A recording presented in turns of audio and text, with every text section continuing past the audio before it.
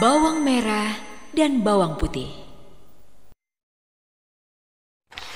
Zaman dahulu kala, di sebuah desa yang subur, tinggallah seorang pedagang kaya bersama anak perempuannya yang bernama Bawang Putih. Istri pedagang ini sudah lama meninggal dunia.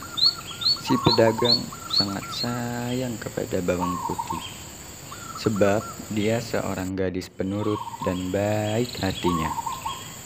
Suatu hari setelah si pedagang pulang dari bepergian, dia membawa seorang ibu dan anaknya. Si pedagang hendak menikahi ibu ini. Maka Bawang Putih pun memiliki ibu tiri dan kakak tiri yang bernama Bawang Merah. Saat ayahnya berdagang, maka Bawang Merah dan ibunya akan menyuruh-nyuruh Bawang Putih layaknya seorang pembantu. Melakukan semua pekerjaan yang disuruh ibu tirinya, dari membersihkan rumah, memasak, mencuci baju, atau mencari kayu bakar. Jika pekerjaannya tidak beres, ibu tirinya akan menghukumnya dengan tidak memberinya makan. Setiap pagi akan terdengar teriakan ibu tiri dan Bawang Merah bergantian. Hei, bawang putih, cuci bajuku. Belum selesai mencuci baju, Bawang Putih sudah dipanggil ibu tirinya. Bawang putih, siapkan sarapan. Kami sudah lapar. Baik, Bu. Karena Bawang Putih sering bekerja dan dihukum, tubuh Bawang Putih jadi kian kurus. Suatu hari, ayah Bawang Putih pulang ke rumah dan jatuh sakit. Sakitnya sangat parah. Bawang Putih sangat sedih karenanya. Dia tidak pernah meninggalkan ayahnya sendiri. Namun apa daya, Tuhan berkata lain. Ayah Bawang Putih pun meninggal dunia. Ayah, jangan tinggalkan bawang putih. Ayah. Bawang Putih menangis sedih. Ibu tiri dan Bawang Merah justru kegirangan karena rumah dan harta ayah Bawang Putih menjadi milik mereka. Lihat bawang merah, akhirnya dia meninggal juga.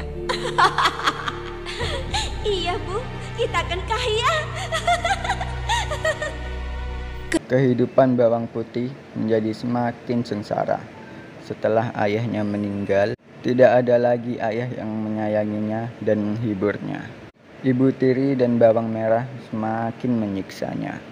Bawang Putih mencoba terus bersabar, meski kadang-kadang dia sering menangis di malam hari. Ya Tuhan, tolonglah aku. Kenapa mereka selalu jahat kepadaku? Suatu hari, Bawang Putih pergi ke sungai hendak mencuci baju. Dia masih mengantuk dan lapar. Tubuhnya lemas. Saat mencuci, Bawang Putih tidak sadar jika selendang kesayangan ibu tirinya hanyut ketika Bawang Putih memasukkan cucian ke dalam keranjang. Dia terkejut karena selendang ibu tirinya tidak ada. Hah? Selendang kesayangan ibu tidak ada. Jangan-jangan hanyut di sungai. Aduh, bagaimana ini? Aku tidak berani pulang. Ibu pasti akan memukulku habis-habisan. Akhirnya Bawang Putih menyusuri sungai untuk mencari selendang ibu tirinya. Di tengah jalan, dia bertemu dengan seorang petani yang sedang memandikan sapinya. Paman, apakah Paman melihat selendang berwarna merah hanyut di sungai? Petani itu mengangguk dan menjawab, Selendang merah? Oh iya, Paman melihatnya. Sepertinya selendang itu diambil nenek tua yang sedang mencuci pakaian tadi. Rumah nenek tua itu ada di atas gunung. Bawang Putih pun segera pergi menaiki gunung. Di sana, dia menemukan sebuah rumah kayu. Bawang Putih pun mengetuk pintu rumah itu. Di sini, apakah nenek menemukan selendang merah milik ibuku? Kemudian nenek tua keluar dari dalam rumah dan menyapa bawang putih. Ada cucu datang. Ayo masuk. Siapa namamu, Cuk? Aku Bawang Putih, Nek. Nenek tua itu akan memberikan selendang merah dengan satu syarat. Bawang putih harus membantunya terlebih dahulu. Bawang putih bersedia.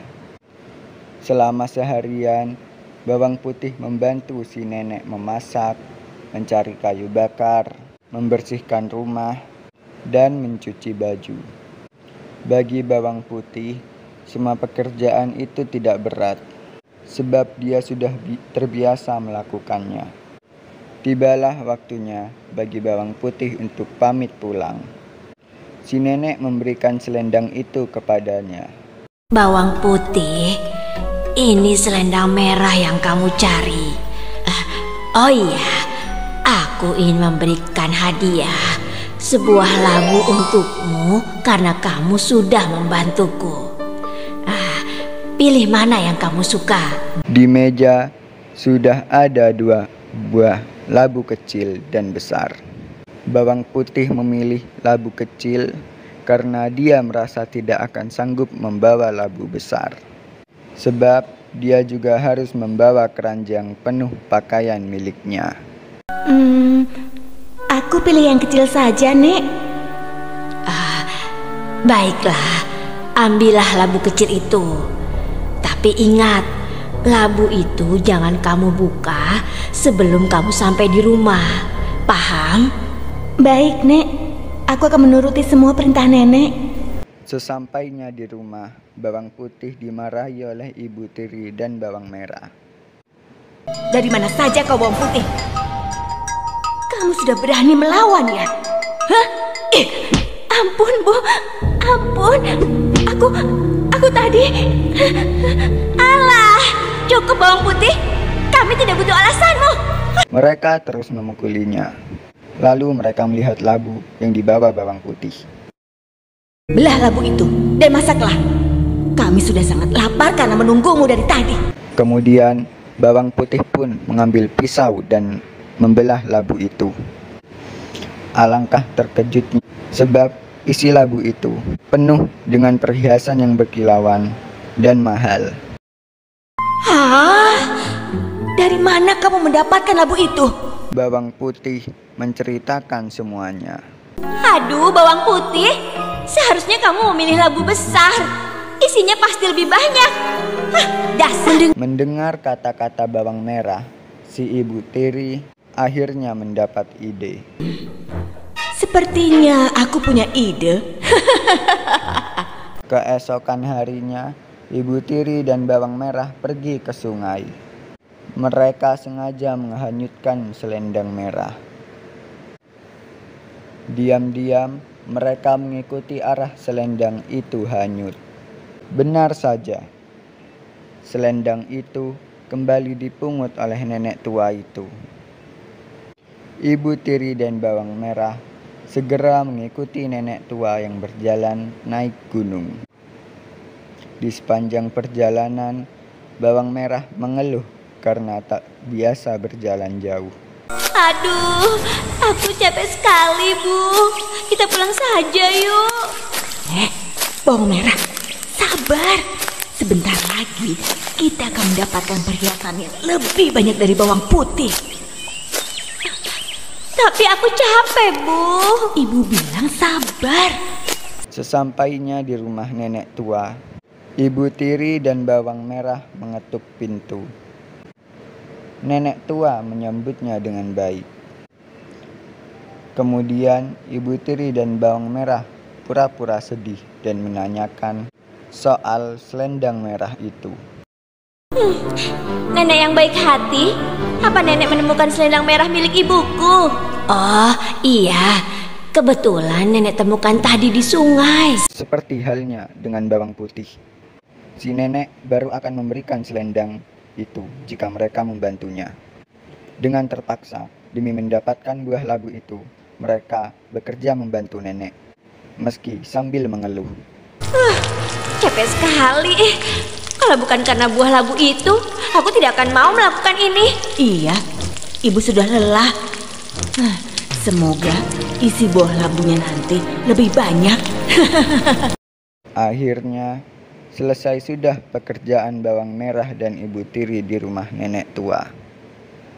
Kemudian mereka pamit. Nenek tua itu memberikan selendang itu kepada bawang merah dan ibunya. Di meja ada 2 buah labu yang besar dan kecil. Coba pilihlah satu labu sebagai hadiah dariku. Tentu saja Ibu Tiri dan bawang merah memilih labu yang besar. Aku pilih yang besar dong, Nek. Iya, yang besar saja. Ingat, jangan kalian buka labu itu sebelum sampai di rumah. Iya, Nek, itu pasti. Kami pulang dulu ya, Nek.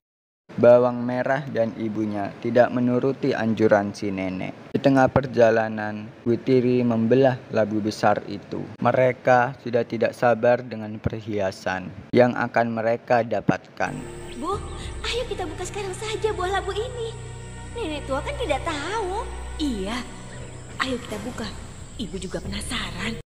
Namun alangkah terkejutnya mereka, sebab isi labu itu adalah binatang-binatang berbisa, seperti ular, kalajengking, laba-laba, dan kelabang. Segera saja mereka digigit ular. Apa ini? Wah! Mana perhiasannya? Kenapa isinya binatang-binatang ini?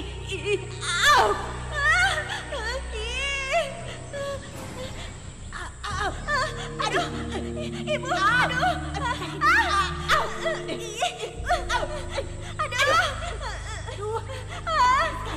ibu bagaimana ini? Aduh,